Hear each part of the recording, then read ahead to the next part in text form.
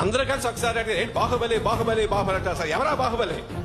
అర్జునుడు లాంటి రూపం, భీముడు లాంటి బలం, అభిమన్యుడు లాంటి పౌరుషం,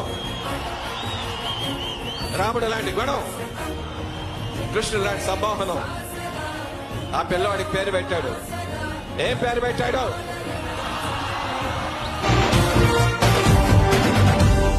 సూర్యుడు, చంద్రుడు, రాముడు, భీముడు, కృష్ణుడు, విష్ణువు కలిశారంటే